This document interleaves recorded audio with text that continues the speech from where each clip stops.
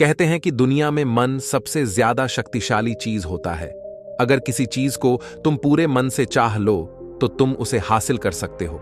ये मैं नहीं कहता, ये सभी महापुरुषों का कहना है। लेकिन अगर यह सत्य है तो हम जो अपने मन से चाहते हैं वह हमें हासिल क्यों नहीं होता है? भाई, कोई भी इंसान अपने मन में तो दुख नहीं चाहेगा, लेकिन वो रहता तो दुखी है। हर इंसान अपने मन से तो कामयाब होना चाहता है, खूब पैसा कमाना चाहता है, लेकिन फिर भी वह कामयाब नहीं होता।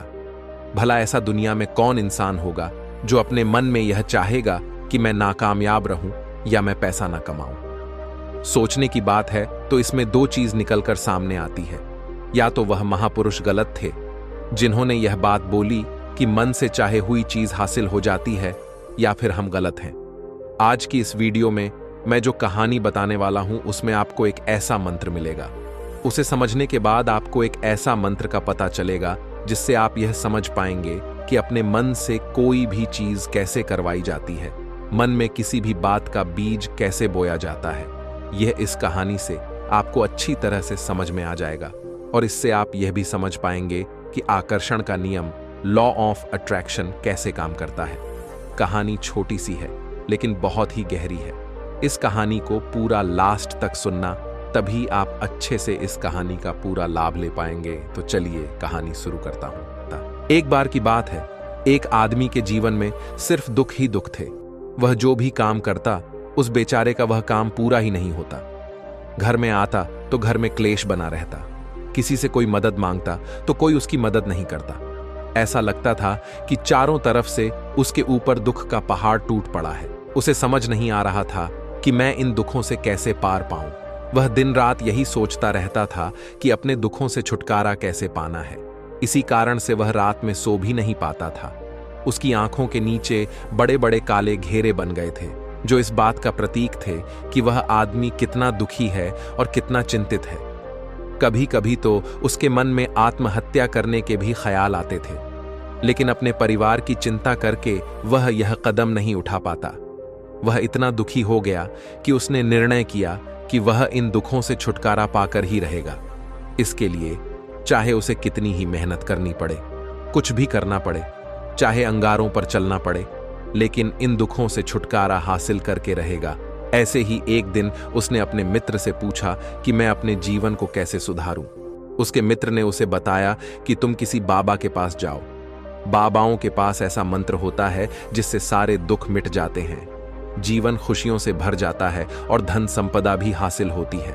तुम किसी ऐसे बाबा को ढूंढ लो, बस तुम्हारा काम बन जाएगा।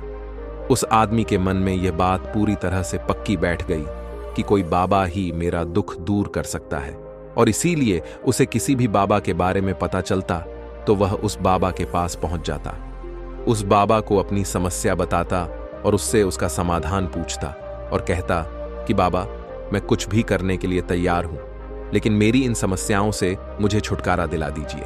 आप जो कहेंगे मैं वह करूंगा, लेकिन मेरे जीवन को सुधार दीजिए।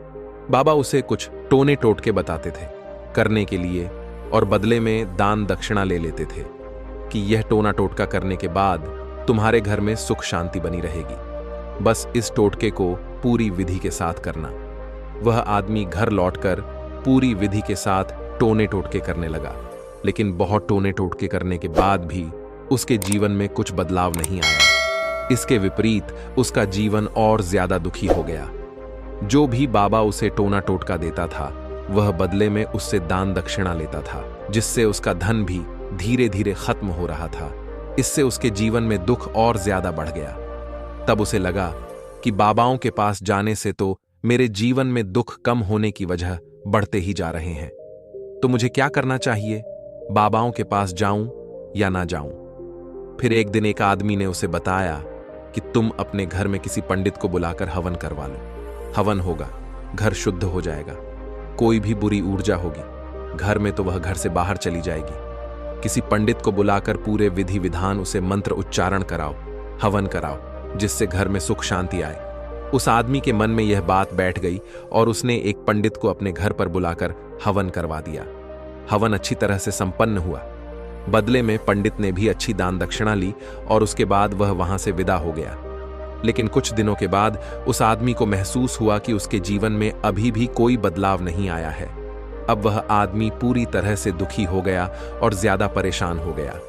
अब तो उसे लगने लगा था कि मेरे जीवन में से दुख कभी खत्म ही नहीं होंगे, और यही सोच सोचकर उस आदमी का बुरा हाल हो गया था। फिर एक दिन उसे अपने मित्र से एक ऐसे बाबा के बारे में पता चला जो समाधान बताने के लिए कोई दान दक्षिणा नहीं लेता था। उस आदमी को लगा कि यह बाबा दूसरे बाबाओं की तरह नहीं हो सकता, क्योंकि यह तो दान दक्षिणा लेता ही नहीं, और अगर दान दक्षिणा नहीं लेता तो यह सच में कोई सिद्ध बाबा होगा। और यही सोचकर वह उस बाबा के पास पहुंच जाता है। जब वह आदमी वहां पर पहुंचता है तो वह बाबा ध्यान में बैठे हुए थे। यह देखकर वह आदमी वहीं पर चुपचाप बैठकर ध्यान से बाहर आने का उनका इंतजार करने लगा।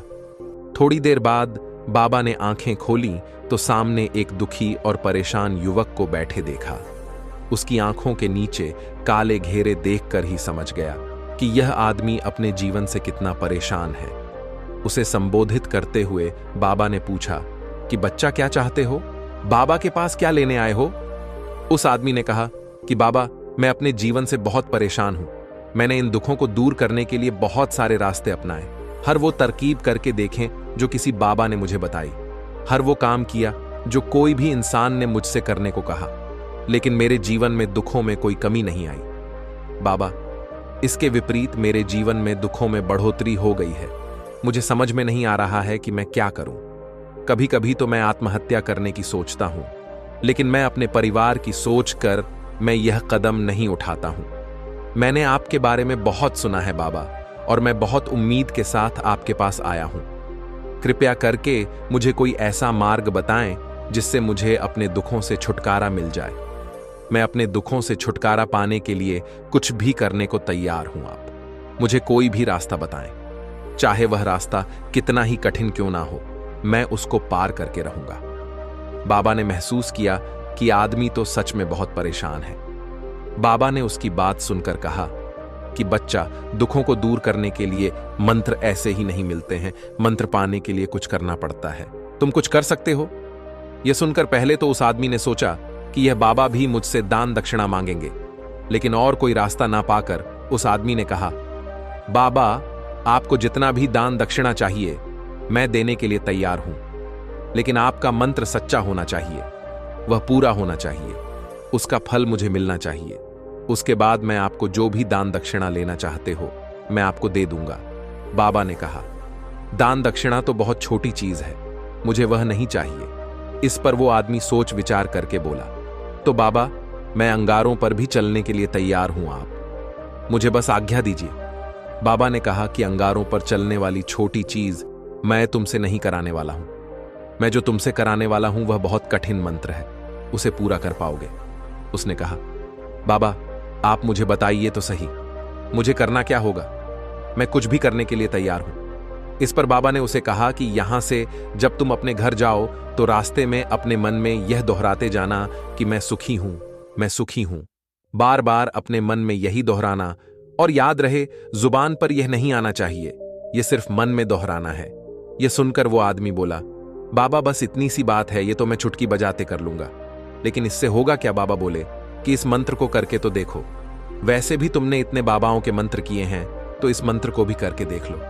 उस आदमी ने सोचा कि बाबा कुछ दान दक्षिणा तो ले नहीं रहे हैं, और छोटा सा मंत्र है, इसे तो मैं कर ही लूंगा। वो बोला, ठीक है बाबा, मैं यह मंत्र जरूर करूंगा। और वो आदमी यह कहकर वहां से चलने लगा। लेकिन जैसे ही वह चलने लगा, पीछे से बाबा ने बोला कि बच्चा, एक बात याद रखना, जब तुम यह मंत्र अपने मन में दोहराना तो तुम्हारे मन में बंदर के विचार नहीं आने चाहिए, बंदर का ख्याल भी नहीं आना चाहिए, तो ही यह मंत्र सिद्ध होगा। आदमी बोला, मुझे तो आज तक बंदर का कोई विचार नहीं आया, तो अब क्यों आएगा? आप चिंता मत करिए बाबा, मैं बस मन में यही दोहराऊंगा कि मैं सुखी हूं, मैं सुखी हूं। इसके अलावा बंदर का कोई भी विचार मेरे मन में नहीं आएगा। यह कहकर वह आदमी वहां से चल देता है। वह अपने मन में मैं सुखी हूं, मैं सुखी हूं, यह दोहराता हुआ थोड़ी दूर ही चला था कि उसके मन में अचानक बंदर का ख्याल आ गया। बंदर का ख्याल एक बार आया और चला भी गया, लेकिन उस आदमी ने सोचा, आज तक तो मुझे बंदर का कोई भी विचार नहीं आया, यह आज बंदर का विचार क्यों आ गया? और ऐसे करके उसने उस बंदर के विचार को पकड़ लिया और यह भूल गया कि मुझे क्या मंत्र दोहराना है, और वह बंदर के बारे में सोचने लगा। जब थोड़ी देर बाद फिर से उसे होश आया तो वह फिर से अपना वही मंत्र दोहराने लगा जो बाबा ने उसे बताया था, मैं सुखी हूं, मैं सुखी हूं। लेकिन अचानक से उसे एक बंदर दिखाई दिया और यह देखकर फिर से उसके मन में बंदर का विचार उठ गया, और यह देखकर वह इस विचार को बाहर फेंकना चाहता था। और वह चाहता था कि मेरे अंदर किसी तरह से बंदर का विचार ना आए, लेकिन उसे तो सामने बंदर ही दिखाई दिया। ऐसे ही जद्दोजहद करते करते घर पर पहुंचा, और घर पर पहुंचने के बाद अपनी पत्नी को कहा कि हे बंदरिया, मुझे खाने में बंदर परोस दो। और जब उसे एहसास हुआ कि उसने क्या बोल दिया तो वह अपने बाल नोचने लगा और दीवारों में सर मारने लगा कि आज तक मुझे बंदर का कोई भी विचार नहीं आया, और आज मुझे यह क्या हो गया है कि मुझे हर जगह बंदर ही बंदर नजर आ रहे हैं। यह कैसी माया है? यही सोच सोचकर वह आदमी रात भर सो नहीं पाया। रात भर करवटें बदलते रहा और सुबह उठकर सीधे उसी बाबा के पास पहुंच गया और उसके चरणों में गिरकर कहा कि बाबा, पता नहीं क्या चमत्कार हो रहा है। आज तक मुझे बंदर का कोई विचार नहीं आया, लेकिन कल से जब से आपने मुझसे कहा कि बंदर का विचार नहीं आना चाहिए, तब से मुझे हर जगह बंदर ही बंदर नजर आ रहे हैं। उस आदमी ने कहा कि बाबा, मुझे तो आपके पीछे पेड़ पर बैठा बंदर केले खाते हुए दिखाई दे रहा है। यह क्या हो रहा है बाबा? यह सुनकर बाबा हंसने लगे। हाँ हाँ हाँ हाँ, बच्चा, मन का जाल एक ऐसा जाल है जिसे समझ पाना इतना आसान नहीं है। बंदर तो तुम्हारे रास्ते में पहले भी आते थे। जब तुम मेरे पास आए थे तो इन्हीं पेड़ों पर यह बंदर घूम रहे थे, लेकिन तब तुम्हारे ध्यान में यह बंदर नहीं था, तब तुम्हारे ध्यान में सिर्फ दुख थे। इसके बाद बाबा ने उसे बताया कि बच्चा, हम जिस चीज से भी दूर भागना चाहते हैं वही चीज हमारे मन में बहुत गहरे में प्रविष्ट हो जाती है और हमारे अंतर मन में समा जाती है। असल में हम जिस चीज से छुटकारा पाना चाहते हैं उससे छुटकारा इसीलिए पाना चाहते हैं कि वह हमारे साथ बहुत गहरे से जुड़ी हुई है, और हम जितना ही उससे छुटकारा पाना चाहते हैं वह उतनी ही गहरी हमारे मन में बैठती चली जाती है और आखिरकार हमारे अंतर्मन में छा जाती है। ऊपर से तो हम चाहते हैं सुखी होना, कि मैं सुखी हूं, सुखी हूं। हमारे होंठ भी यही बोलते रहते हैं, लेकिन हमारे मन में दुख समाये होते हैं। हमारे विचारों में, हमारे मन में दुख ही दुख दिखाई देते हैं। इसीलिए अपनी जुबान से बार बार यह बोलने से कि मैं सुखी हूं, मैं सुखी हूं, हम सुखी नहीं होंगे जब तक यह मंत्र हमारे अंतर्मन में प्रविष्ट नहीं होगा। इस पर उस आदमी ने पूछा कि बाबा, लेकिन यह मंत्र हमारे अंतर्मन में प्रविष्ट कैसे होगा? यह सुनकर बाबा ने कहा कि बच्चा, अपने दुखों से लड़ना बंद कर दो। जब तक तुम अपने दुखों को दूर करने की सोचते रहोगे तब तक वो दुख तुमसे चिपके रहेंगे, तब तक वो दुख तुम्हारे अंतर्मन पर अपना राज बनाए बैठे रहेंगे। और जिस दिन तुम उन दुखों के बारे में सोचना ही छोड़ दोगे, उन दुखों से छुटकारा ही नहीं पाना चाहोगे, उसी दिन से तुम्हारे जिंदगी से दुख गायब हो जाएंगे। क्योंकि किसी भी चीज से छुटकारा पाने के लिए हमें उस चीज के बारे में सोचना पड़ता है, और हम जितना ही उस चीज के बारे में सोचते हैं वह उतनी ही गहरी हमारे मन में प्रविष्ट होती चली जाती है। इस कहानी से सीख, हम अधिकतर समय दुखों के बारे में ही सोचते हैं। हम यही सोचते हैं कि हमारे जीवन में दुख है और हमें इससे छुटकारा पाना है। इसी वजह से बार बार सोचने से वो दुख हमारे अंतर्मन में प्रविष्ट हो जाते हैं और हमें एहसास भी नहीं होता।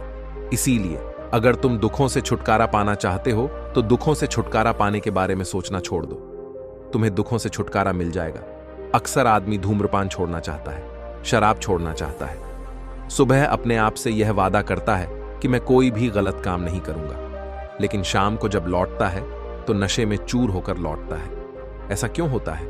जो हम सोच रहे हैं वह पूरा कर ही नहीं पा रहे हैं। असल में हम उस चीज को बहुत ज्यादा तवज्जो दे रहे हैं, उस चीज को बहुत ज्यादा अहमियत दे रहे हैं। जब भी हम उस चीज को छोड़ने के बारे में सोचते हैं तो हम उसकी इंपॉर्टेंस यानी कि विशेषता और ज्यादा बढ़ा देते हैं। हमारा मन उस चीज के बारे में जितना ज्यादा सोचेगा, शराब या धूम्रपान छोड़ने के बारे में जितना ज्यादा सोचेगा, हमारा मन उतना ही उस चीज के पीछे ज्यादा भागेगा। हमें उस चीज से लड़ना नहीं है, बल्कि बिना सोचे गुजर जाना है। और अगर हम इस मंत्र को समझ लेते हैं तो हम अपने जीवन में जो भी पाना चाहते हैं उसे अपने अंतर्मन में डाल सकते हैं। और एक बार वो लक्ष्य हमारे अंतर्मन में बैठ जाता है तो फिर सफलता पाने में कोई समस्या नहीं आती, कोई दिक्कत नहीं आती। तो दोस्तों, कैसी लगी आपको यह कहानी? कमेंट बॉक्स में कमेंट जरूर कीजिएगा। वीडियो देखने के लिए धन्यवाद।